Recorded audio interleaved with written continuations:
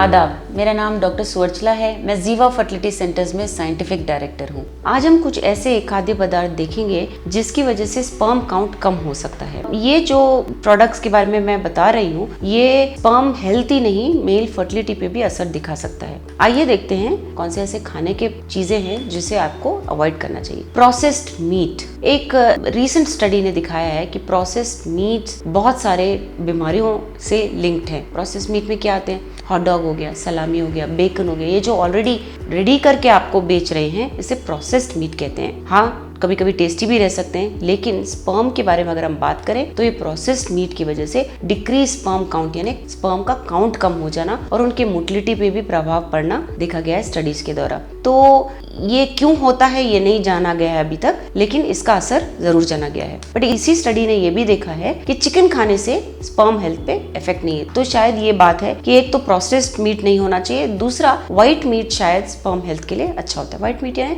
Chicken, fish etcetera. अगला होता है ट्रांस फैट। ये ट्रांस फैट होता क्या है? ट्रांस फैट के बारे में हम बहुत सुनते हैं जब हम हेल्थ के बारे में बात करते हैं जरूर, लेकिन हार्ट डिजीज के बारे में जब हम बोलते हैं, इसके बारे में ज्यादा कंसर्न आता है। एक 2011 स्पेनिश स्टडी ने देखा है कि अगर ट्रांस फैट ज्यादा खाया जाए, स्पर्म काउंट पे असर होता है, यानी कि कम हो जाना देखा गया है और इसकी वजह से मोटिलिटी, काउंट दोनों पे असर देखा गया है। तो ये ट्रांस फैट किस में होते हैं? डोनट्स हो गए, पेस्ट्रीज हो गए, केक्स हो गए, ये सब आपको अवॉइड करना चाहिए। सोया प्रोडक्ट्स, सोया जो बोलते हैं, उससे भी आपको ज़्यादा नहीं खाना चाहिए। उसमें फाइटोएस्ट्रोजेंस नामक ईस्ट्रोजन जैसा कंपाउंड होता है जो प्लांट से आता है हमें, लेकिन स्टडीज में देखा गया है, स्पेशली बॉस्टन क्लिनिक्स में स्टडी किया गया, 99 पुरुषों में देखा गया, फर्टिलिटी क्लिनिक है ये।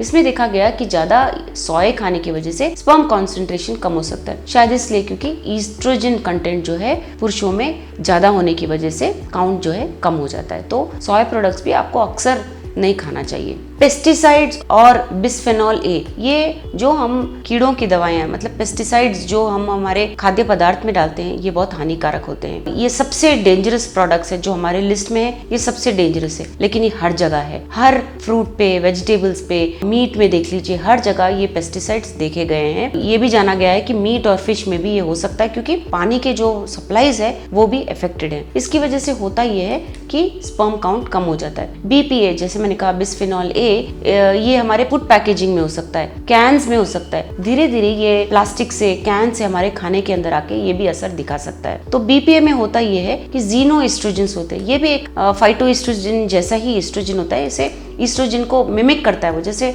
एस्ट्रोजन बॉडी पे काम करता है वैसे ही ये भी काम करता है। ईस्ट्रोजन जब बढ़ जाता है तो स्पर्म कॉन्सेंट्रेशन कम हो जाता है। तो केमिकल्स और ये जो पेस्टिसाइड्स हम देखते हैं बहुत डेंजरस होते हैं। यही नहीं, नॉन स्टिक कुकवेयर में भी ये केमिकल्स देखे गए, तो उसे भी आपको अवॉइड करना चाहिए। ज्यादा फैटी डेयरी प्रोडक्ट्स, यानी कि अगर आपके जो दूध में, दही में बहुत ज्यादा फैट कंटेंट है तो भी ठीक नहीं होता है। एक ऐसा स्टडी जिसे रॉचेस्टर यंग मैन स्टडी कहा गया है, इसमें 18 से 22 ईयर्स के पुरुषों को स्टडी किया गया, उनके स्पर्म्स को जांचा गया और देखा कि जिन पुरुषों में हाई फैट डेयरी प्रोडक्ट्स का कंजम्पशन है, उनमें स्पर्म क्वालिटी कम होता हुआ देखा गया, जैसे decrease sperm motility, abnormal sperm shape, ये सब देखा गया। तो ये डेयरी फैट किस में हो सकता है? होल मिल्क में हो सकता है, क्रीम, चीज, ये सब एसोसिएटेड होते हैं हाई फैट कंटेंट में। तो ये इसलिए भी हो सकता है कि शायद जो गायों से दूध लिया जाता है उन्हें स्टीरॉइड्स दिए जा रहे हैं। तो ये बहुत सारे कारण की वजह से ये इफेक्ट हमारे बॉडी पे दिख सकता है, जिसकी वजह से स्पर्म्स का क्वालिटी खराब हो सकता है। तो ये कुछ ऐसे पदार्थ हैं जिसे आपको अवॉइड करना चाहिए, जिसकी वजह से आपके स्पर्म का हेल्थ बरकरार रहे। इसके बारे में और जानकारी के लिए अवश्य जीवा फर्टिलिटी सेंटर्स आइए। धन्यवाद। हमने इस वीडियो बनाने के लिए बहुत मुशक्कत की है, मेहरबानी करके हमें लाइक और सब्सक्राइब जरूर कीजिएगा। शुक्रिया।